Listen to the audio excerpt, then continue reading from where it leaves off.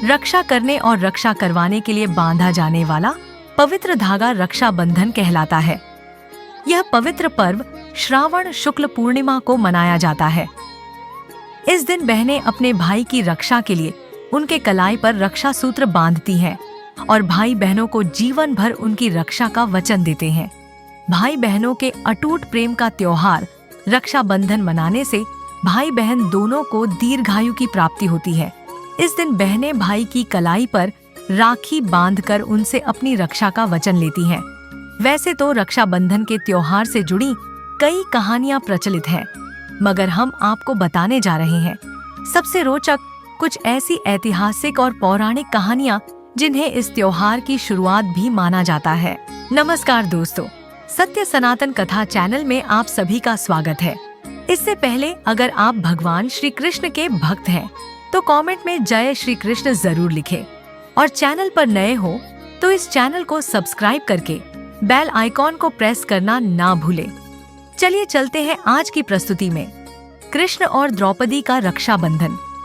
रक्षाबंधन की सबसे पहली कहानी सबसे ज्यादा प्रचलित है।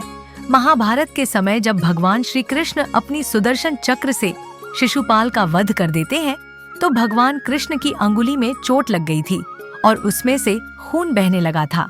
ये देखकर द्रौपदी, जो कृष्ण जी की सखी भी थी, उन्होंने आंचल का पल्लू फाड़कर उनकी कटी अंगुली में बांध दिया। धार्मिक मान्यताओं के अनुसार इसी दिन से रक्षा सूत्र या राखी बांधने की परंपरा शुरू हुई। जैसा कि आप सब जानते हैं कि जब द्रौपदी का चीरहरण किया जा रहा था तब श्री कृष्ण ने ही उनकी लाज बचाकर सबसे उनकी रक्षा की थी। युधिष्ठिर का सैनिकों को राखी बांधना राखी की एक अन्य प्रचलित कहानी है कि महाभारत के युद्ध में युधिष्ठिर ने कृष्ण से पूछा कि मैं सारे दुखों से कैसे पार पा सकता हूँ। तो कृष्ण कहते हैं कि तुम अपने सभी सैनिकों को रक्षा सूत्र बांधो, इससे तुम्हारी विजय पक्की है। युधिष्ठिर ऐसा ही करता है और उन्हें विजय मिलती है।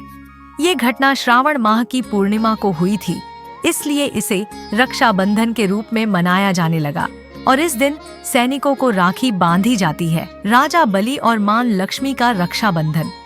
राजा बलि बड़े दानी राजा थे और भगवान विष्णु के भक्त थे। एक बार वे भगवान को प्रसन्न करने के लिए यज्ञ कर रहे थे।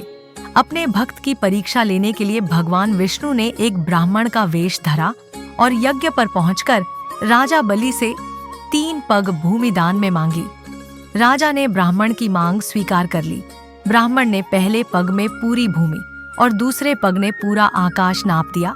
राजा बलि समझ गए कि भगवान उनकी परीक्षा ले रहे हैं, इसलिए उन्होंने फौरन ब्राह्मण की तीसरा पग अपने सिर पर रख लिया।